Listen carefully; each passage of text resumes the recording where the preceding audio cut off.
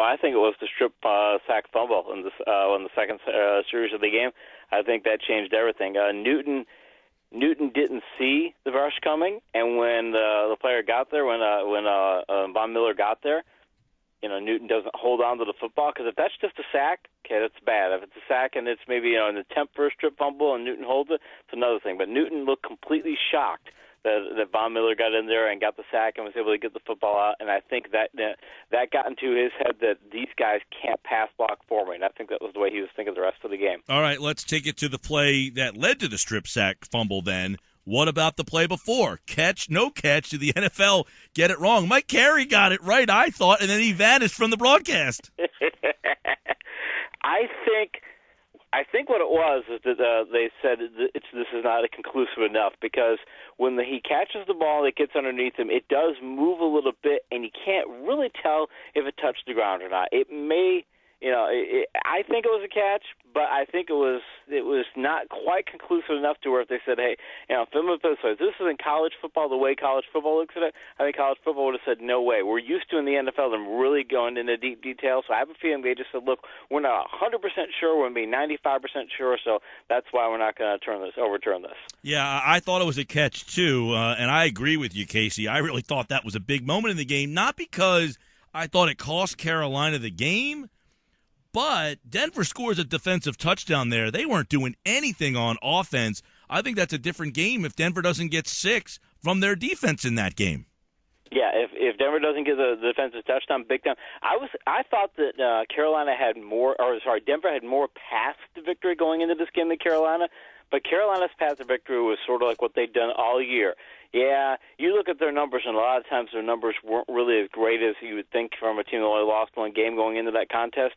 But if they hit a couple big plays and they can get ahead, maybe or they can, maybe they get ahead 10-0, maybe they get ahead, 7-3 early in the game. If they get the lead like that, Denver has to play a different type of game on offense, and then Carolina can say, we've got the lead, let's go ahead and be even more aggressive than they were, extremely aggressive. Cam did 20 vertical passes in that game, which is a really high number. Yeah, I want to ask you about Newton because, afterwards I thought he needs to do a better job in that post-game press conference. But you saw the pain. Here's what, we all yearn. Player is actually hurt by the fact that they lost. And I thought that emotion was he knew he let everybody down. Did you feel that Newton really I thought he played poorly. I know he was rushed and pressured a lot, but he missed a lot of throws. Yeah, Denver rushed there, sent a blitz after him 25 times, according to the second most in Super Bowl history. Only Jim Kelly and the Bills in Washington saw more. And they got after him. They got a lot of pressure on him. He had 21 pressures against him in this game, the most pressures he's had, not just this season, in his entire career. Cam Newton feel the pass rush more than anybody else ever has. Casey Joyner, ESPN.com, NFL. Do you think that, I looked at it last night and I said, this is the first game, and you might have tweeted this out. I was thinking the same thing, that his lack of weapons finally caught up to him. He just there was no separation for him, and I thought Denver did just such a great job taking, his mediocre weapons away, and they couldn't get Olsen really involved, and the run game was nowhere to be found. It was really Newton by himself out there.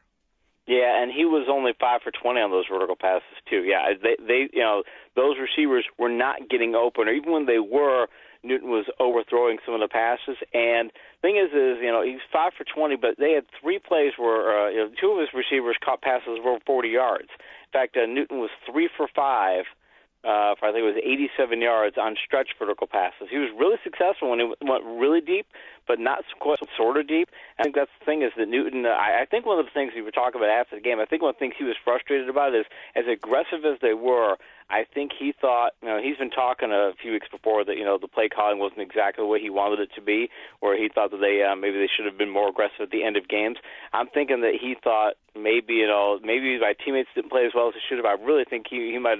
I think he was afraid he was going to say something about maybe okay, the coaches let me down too, because I think he thought that a lot of people didn't play as well as they should have, himself included. But I think he thought a lot of his teammates let him down.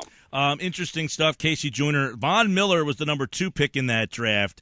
And he wins the MVP last night. Does defense still win championships? Are teams, when they will look to do a blueprint, do they follow, hey, we got to get that dominating defensive guy? Because I guess you would ask the question, if you had a chance to draft again, do you take Miller or Newton? I think most people would say you got to get that quarterback. But last night it was Miller that won out.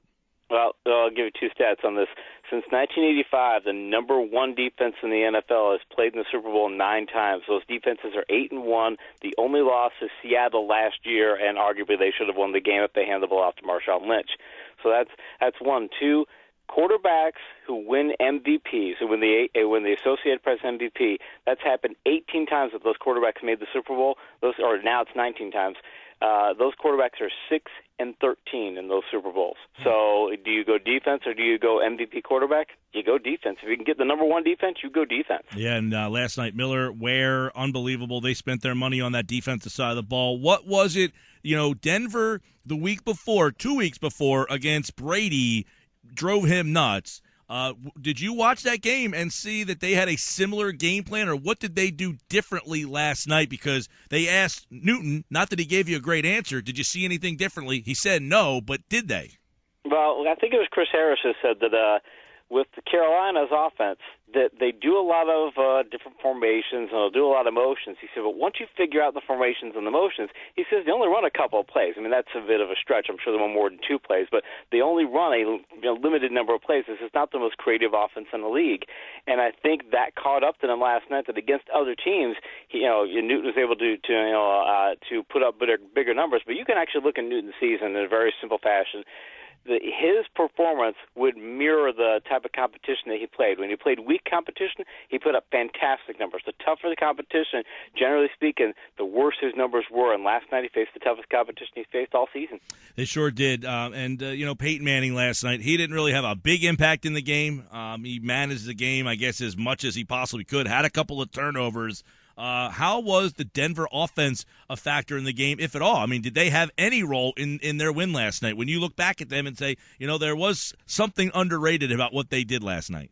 Not really. I was surprised they didn't go after Carolina's cornerbacks more often. I was really surprised to see them ever try and throw a pass at Josh Norman. But if you want to consider special teams part of the offense, Brandon McManus went 10 for 10 on field goals in this postseason. He hit the field goals last night, and he was 10 for 10 on field goals in the postseason.